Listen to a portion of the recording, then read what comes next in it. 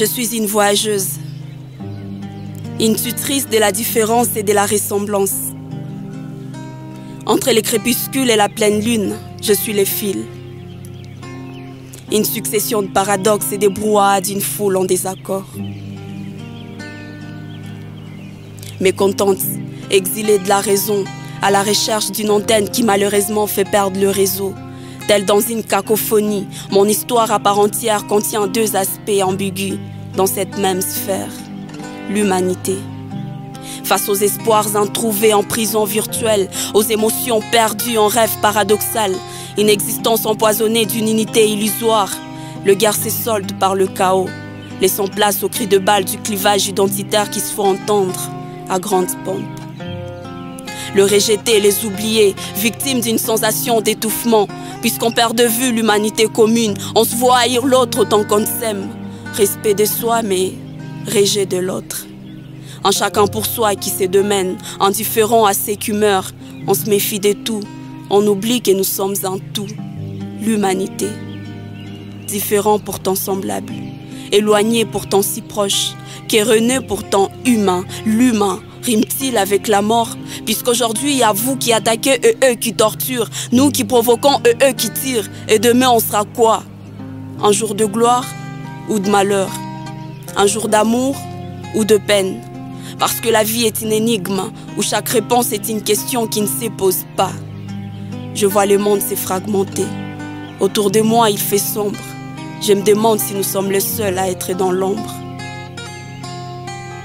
Un peu de nous, un peu de vous, un peu de soi, un peu de l'autre. Permet que l'unité l'emporte et de trouver la bonne porte.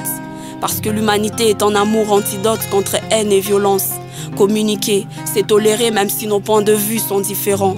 Parce que le respect passe par la considération de l'autre. Pourquoi la polarisation pendant qu'une quête d'harmonie peut emporter? Pourquoi la haine si on y gagne peu et pourtant on gagnerait tant dans la fraternité? On se fait vachement la guerre. On s'entre-attaque, on rend infertile notre progrès, notre épanouissement mutuel. Et calme ou impulsif, solitaire ou cher au vif, il ne s'agit pas d'être triste ou heureux.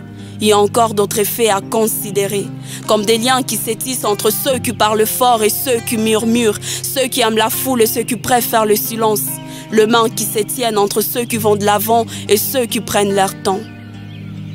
La marche dans la même direction s'amorce vers un bel horizon en commun.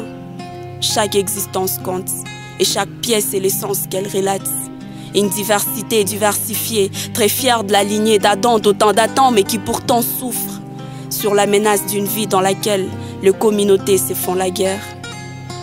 Besoin d'une seconde vie pour rendre floue cette mauvaise vue, celle qui nous empêche de voir en l'autre l'évidence d'un frère. Il est temps d'arrêter de faire semblant d'être vrai.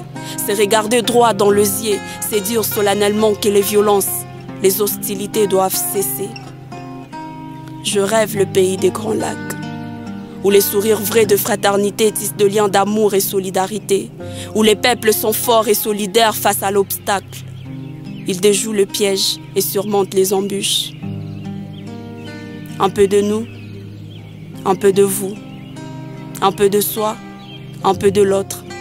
Permet que l'unité l'emporte et de trouver la bonne porte. Parce que l'humanité est en amour antidote contre haine et violence. Communiquer, c'est tolérer même si nos points de vue sont différents. Parce que le respect passe par la considération de l'autre. Pourquoi la polarisation pendant qu'une quête d'harmonie peut emporter? Pourquoi la haine si on y gagne peu et pourtant on gagnerait tant dans la fraternité?